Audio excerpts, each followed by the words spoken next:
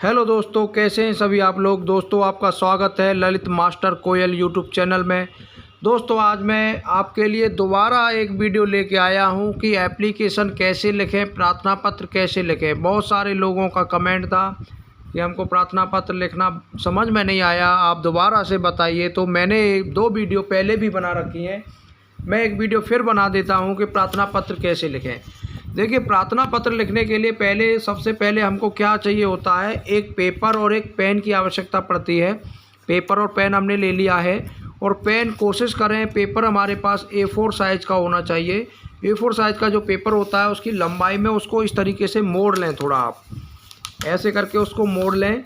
इसको मोड़ने का जो रीज़न है वो ये है कि इसमें आप जैसे मान के चलो आपने ये किसी को दिया, किसी भी डिपार्टमेंट में दिया या फिर आपने ये किसी अधिकारी को दिया, तो वो इसको होल्ड करके अपनी फ़ाइल में इनको लगा लेंगे और आपकी जो लिखाई है वो कटिंग नहीं होगी। थोड़ा एक लुक भी आ जाता है, लिखने में एक अच्छा भी लगता है कि इस तरीके से एप्लीकेशन लिखी गई है।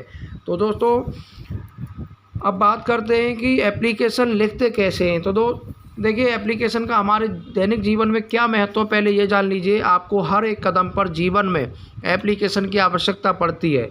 चाहे आपको किसी की शिकायत करनी है तो उसके लिए प्रार्थना पत्र देना पड़ेगा। अगर आप स्कूल में पढ़ते हैं तो आपको प्रार्थना पत्र देना पड़ेगा। और अगर आप कहीं जॉब करते हैं तो उसके लिए आपने अगर कोई गलती की है या आपको कुछ उसमें सुधार कराना है या कुछ आपकी समस्या है तो उसके लिए भी आपको प्रार्थना पत्र देना होगा।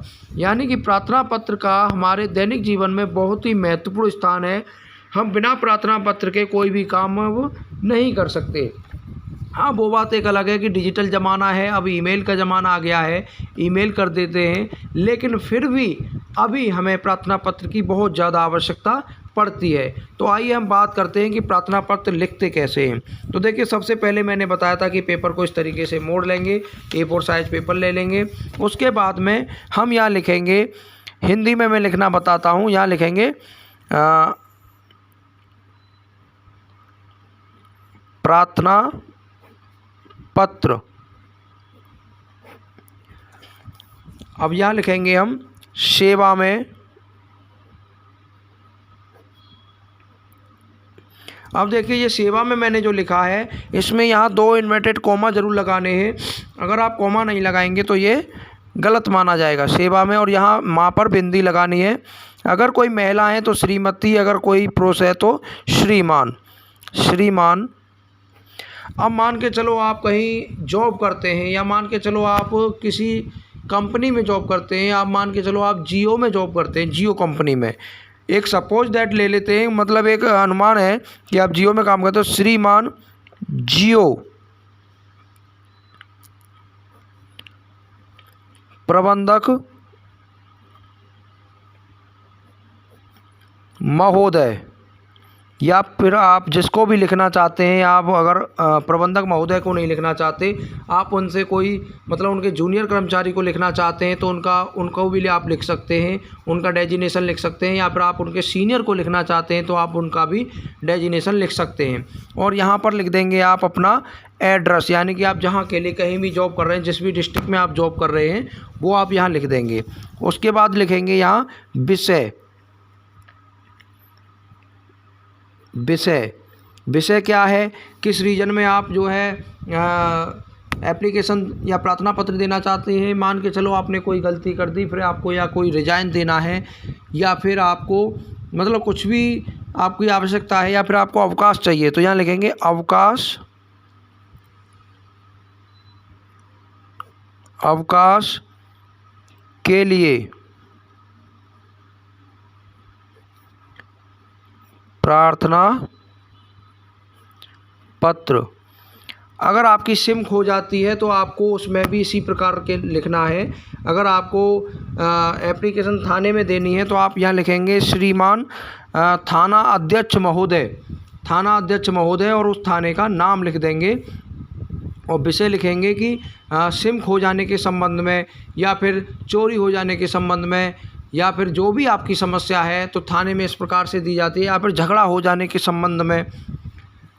तो हम यहाँ बात कर रहे हैं जियो प्रबंधक महोदय अवकाश के लिए प्रार्थना पत्र।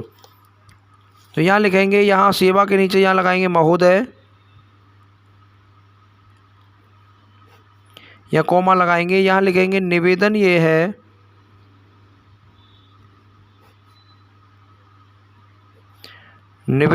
है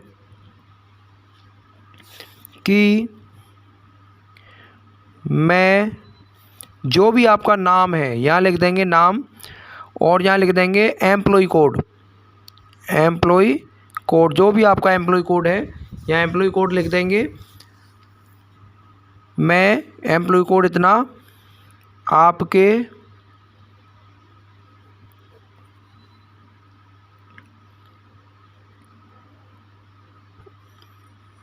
जियो ऑफिस में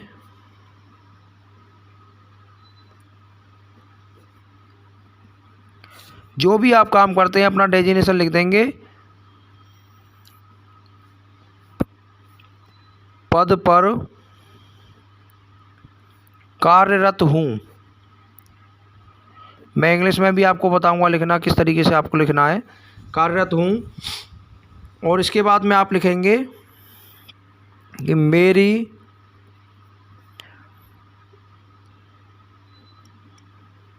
बहन की शादी या भाई की शादी, जो भी है, शादी है, ब्याह है, जहाँ भी जाना है, शादी दिनांक जो भी दिनांक में है इतने को है, इसलिए मुझे दिनांक इतने से दिनांक इतने तक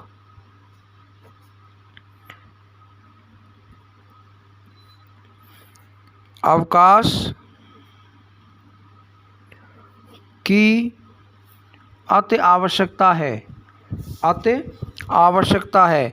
आप एप्लीकेशन या प्रार्थना पत्र करता है लिखते समय थोड़ा सा शब्दों का ध्यान रखें। शब्दों से बहुत ज़्यादा प्रेशर पड़ता है। आगे एप्लीकेशन पढ़ने वाले यानी प्रार्थना पत्र पढ़ने वाले पे बहुत ज़्यादा प्रेशर पड़ता है आपके शब्दों का। आप अवकाश की आवश्यकता है तो अतः मुझे 2 दिन का अवकाश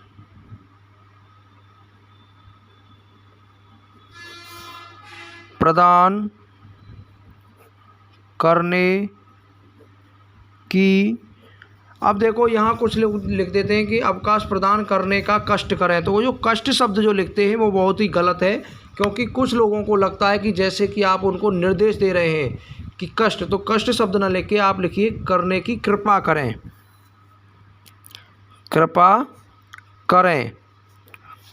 आपकी अति कृपा होगी। ये शब्द आप लिख देंगे लास्ट में, तो इससे बहुत ज़्यादा प्रभाव पड़ता है। आपकी अति कृपा होगी। यहाँ लिखेंगे धन्यवाद, और यहाँ दिनांक डाल देंगे, दिनांक। यहाँ लिखेंगे प्रार्थी,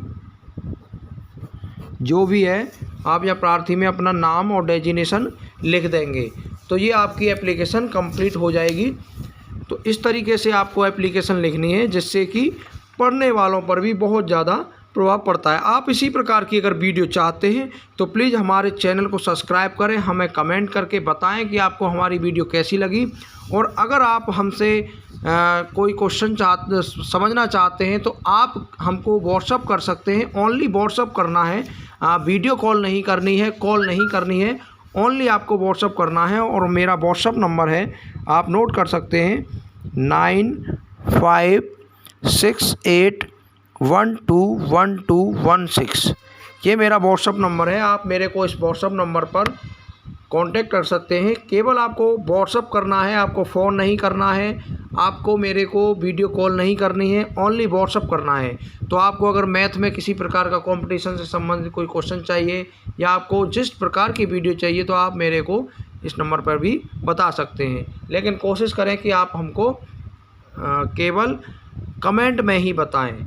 जय हिंद, जय भारत।